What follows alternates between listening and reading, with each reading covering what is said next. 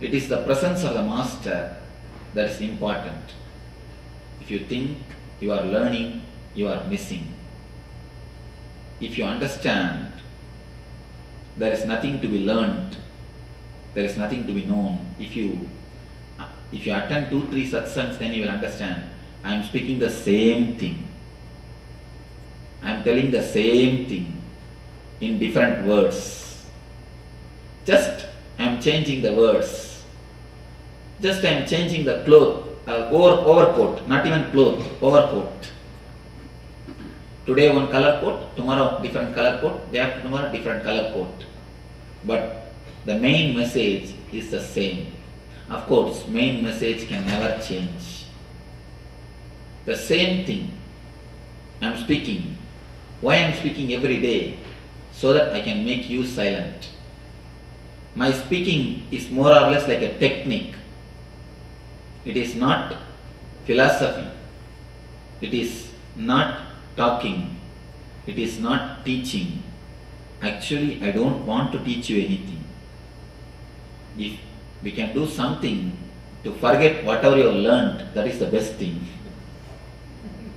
Because in the process of learning, we have lost much. If you understand this one thing, it will be nice. Till the age of 7, children think by visualization, not by verbalization. You need to understand that visualization and verbalization. Till the age of 7, when you say something, children immediately see the scenes. They just visualize and then they process. But once you put them into the school, the visualization is reduced to verbalization. Visualization is just killed, destroyed to verbalization. The intuition is reduced to intellect. There was a great mathematician from India. If you have heard of his name, I don't know, Ramanujam. A great mathematician. In his time, nobody else could even come near him. Ordinarily, other senior mathematicians, if they take half an hour for one problem, this man, this Ramanujam, will give the solution just by a second. You tell the problem, there is a solution. Simply solution is there. But the poor man doesn't know how he arrived for solution. People used to ask him, please give me the way. He says, no, I do not know. Because I think in visualization. Just I see the problem, next vision is solution, over. The thinking is more like intuitive, not intellectual. He just sees the problem, the next slide, the solution is there. Every kid, not only Ramanujam, everybody, when we came to this earth, we had the capacity of visualization. That is why the eyes of the kids are so alive, so vibrant. If you look at the eyes of the kids, that's a great meditation. Below the age of 7, if you just look at their eyes, that's a great meditation. That is why they say the eyes are the index of the mind. Not only index of the mind, index of the being. Whatever is inside will be shown by the eyes. We never look into each other's eyes. Why? Even if somebody looks into your eyes, after a few seconds you just turn away. Because you are afraid he may find out what is inside. In the mouth you show a big smile, but inside you think, let me take care of you later on. Not now. Especially when when somebody dies, when you go there to inquire, you can always see people have got a line of violence or vengeance inside. In their mouth they will be telling, oh, he has gone, it is too bad, I feel sorry for you. Inside, oh, he has gone, good, let him go. I was thinking how much he was troubling us. It is good that he has gone. You think one thing, you can speak one thing. In words, you can cheat. In words, we can play. We can think one thing, we can say another one thing. But in eyes, you cannot play. In visualization, you cannot play. You cannot play in visualization. Your eyes will show who you are. Your eyes will clearly express what you think. That is why we never let anybody to see our eyes. If somebody looks into your eye deeply, you just turn your eyes. You can find out whether that guy speaks truth or not by looking at his eyes. If he is courageous, then he will again look at he will just gaze your eyes. If he doesn't have enough of courage, you can always see, he will turn his eyes. With kids, they just visualize, they don't verbalize. But when you put them in the school, then whole visualization capacity becomes verbalization. They are taught how to read, how to write by force. At least till the age of 7, kids should not be put in the school. Till the age of 7, they should be allowed to learn with the nature. They have their own inbuilt mechanism to learn. They learn from the trees, learn from the nature, learn from the father, learn from the mother. They have their own method to learn. If we let them learn till the age of 7, the visualization will never become verbalization. The capacity to have the intuition will be retained. But when we put them in the school, the visualization turns into verbalization. Then they start thinking in words. The mind starts working with words. With words, you take long time. With words, you take too much of time to come to any solution. That is the difference between Ramanujam and other mathematicians. Ramanujam thought in visualization. The other persons thought in verbalization. The greatness of Ramanujam is he never went to school. Actually, he had never been to formal school. So that he could retain his visualization capacity, his innocence. When that visualization becomes verbalization, you can understand, instead of eyes being vibrant, tongue will become vibrant. Then visualization is turned to verbalization. It is almost like a psychological castration. I am using a strong word, but it is truth.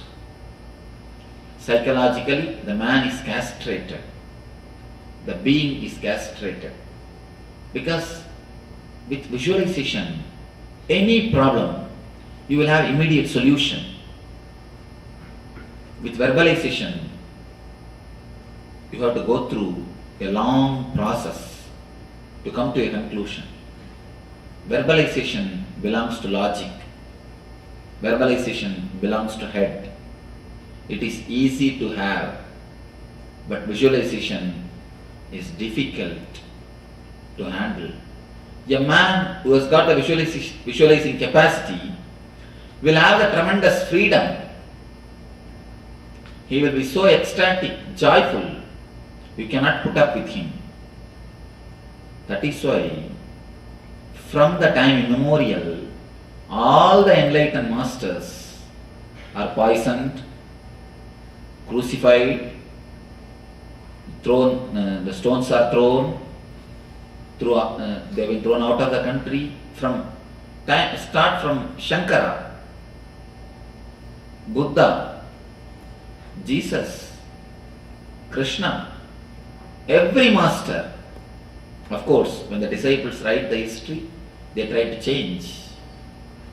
But if you see the truth, you cannot tolerate a more intelligent person among your society or amidst us. We feel too small in front of them. That is why we even reduce the visualization capacity of the kids to verbalization. Once they become just like us, buffaloes, we feel comfortable. Till we make them buffaloes, we don't feel comfortable. No parents feel comfortable with the energy of the kids. They roll this side, that side, do this, do that. You always feel uneasy. You try your best to control them. You try your best to suppress them. Once you make them silent, dull, dead, just like you, then you feel now you have your son or your daughter. Visualization is reduced to verbalization. Philosophy is always oriented on verbalization. Mysticism is always oriented on visualization. That is why for meditation you need visualization. For philosophy you need verbalization. How philosophy deals your 3 layers of problems, how mysticism deals your 3 layers of problems. Physical illness, all the medicine system, healing system, born out of philosophy, treats the symptom. If you have problem in the lungs, only the lungs are attended.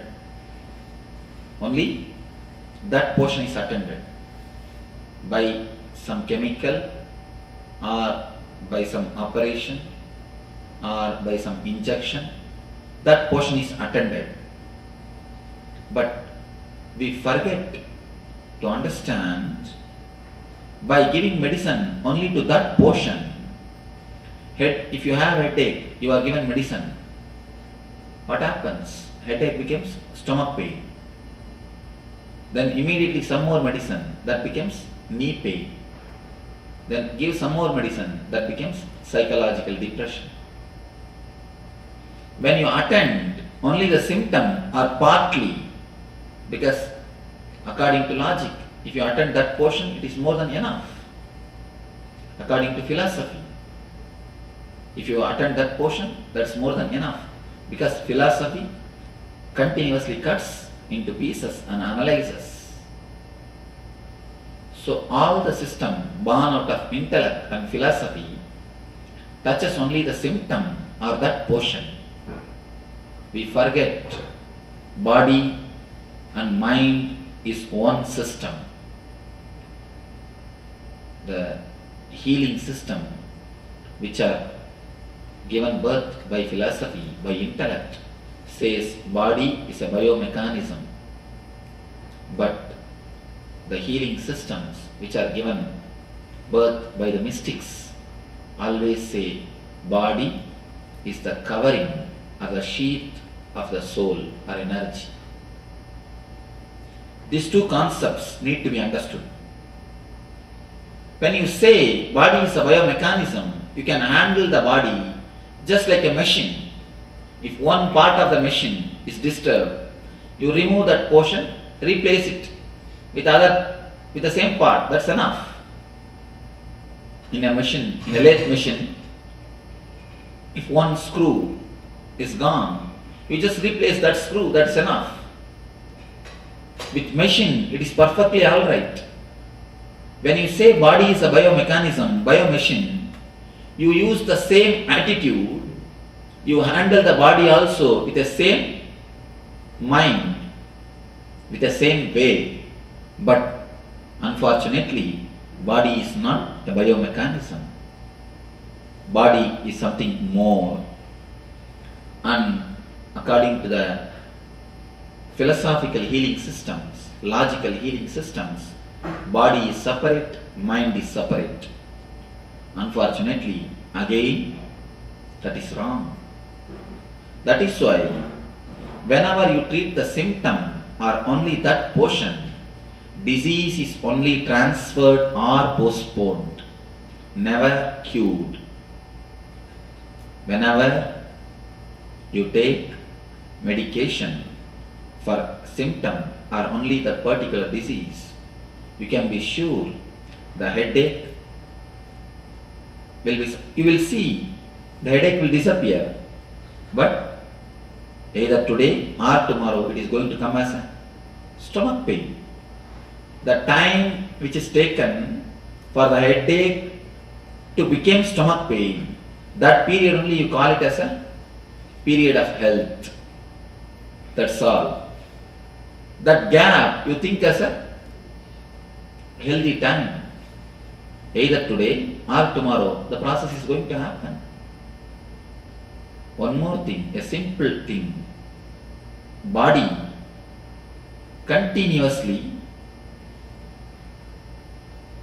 is circulated or flooded with the same energy. You cannot say, if you have the problem in the lungs, only lungs has got separate energy and whole other body has got separate energy. No. Even in the physical level, physical plane, you cannot say here separate blood is flowing and there everywhere else some other blood is flowing. No. So the medicine healing systems which are born out of intellect or the logic or the philosophy cuts and analyzes, treats only the symptom or that portion. The healing system which are born out of mysticism, especially Ayurveda and the meditation healing, they go to the root of the disease. They say there is no different names for disease. No different names for disease. Only two things, either disease or health, that's all. People come and ask me, Swamiji, what all the disease you can heal? I tell them, what do I know? I do not know anything about anatomy. I can heal the disease which you can name and diseases which you can't name. That's all, that much only I can say. Because according to me, according to the meditation healing, only two things. Low energy, high energy. Disease, health, that's all. The root is only one thing, either low energy or high energy. We do not look at the man. The mystics do not look at the man as the biomechanism. They look at him as something more than biomechanism. It is the root which needs to be healed. It is the being which needs to be healed, not the part or the symptom. If you try to cut the trees to destroy if you try to cut the branches and leaves to destroy a tree, can you successful? If you try to cut only the leaves and the branches to kill a tree, you can never be successful. Now they say if you prune a tree, it grows much better way, in a much more quick way. So by treating the symptom, by treating the outer layer, you will not be touching the disease. In the language of the mystics, they touch the root. Go to the very root of the disease. Go from where disease starts, where your being and mind is not ease with each other. The root of the disease is the uneasiness between your mind and your being. The uneasiness only creates disease, in you. The diseaseness only becomes disease.